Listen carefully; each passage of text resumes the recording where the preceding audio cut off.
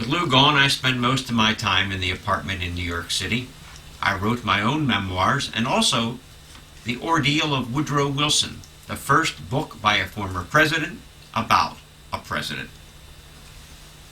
I was in Washington, D.C. in 1946 when I received a call from none other than President Harry Truman. Now, the conversation went something like this. Truman, Mr. President, I heard you were in town and I'd like to come over and see you. Hoover, Mr. President, I would hear of no such thing. I shall come to the White House to see you. Truman, Mr. President, I thought you'd say that. I already have a car on the way to pick you up. And when I arrived, President Truman said, Mr. President, I want your help in feeding the starving people of Europe. Harry Truman recalls that tears began running down my face, but I remember I sat down and for 1 solid hour gave the President detailed information on the widespread starvation in Europe. I was being called back to what I enjoyed so much, public service. President Truman asked me to head the Famine Emergency Commission to help the starving Europeans in the wake of the ending of World War II.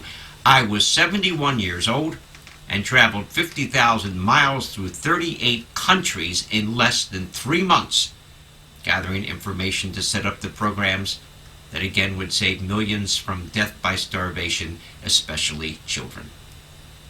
And again, thanks came pouring in from all those nations, but it was the letter of thanks from the children that were especially touching, like this one from a girls' school in Germany. We cannot describe to you our delight when hearing of the American children's feeding in April. We scarcely dared to hope it would be granted to the children of Couppurin too.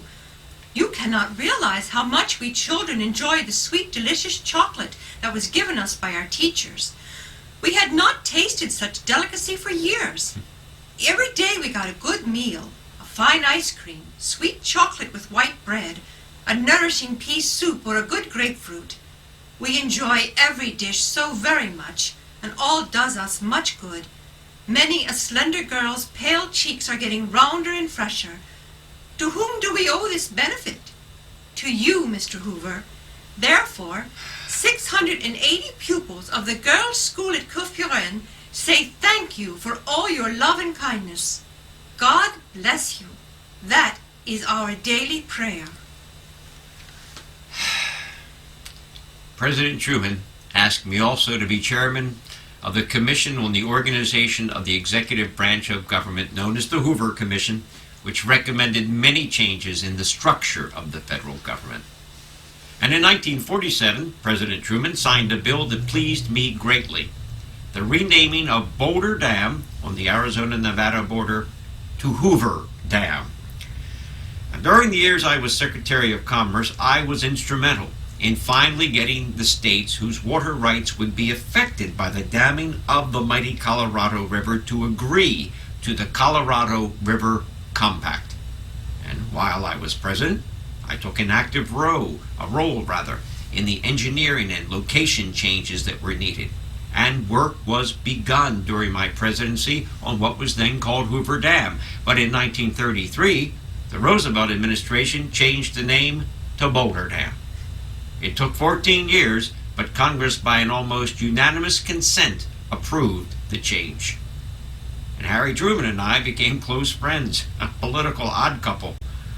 I later wrote to him, "Yours has been a friendship which has reached deeper into my life than you know." In 1953, President Eisenhower asked me to head up another commission to reorganize the federal government, and at that time I was 79 years old. There is no joy to be had from retirement except in some kind of productive work. Otherwise, you degenerate into talking to everybody about your pains and pills. Before my death at 90 in 1964, I had a chance to look back and reflect on the past and the things I had written soon after leaving office concerning the Depression. Now, at that time, I still felt we had the correct attitude for solving the problem, and that the Roosevelt administration's giveaway programs and the tremendous expansion of the federal government would lead to trouble in the future. Maybe in retrospect, you'll agree with me, or maybe not. This is what I said.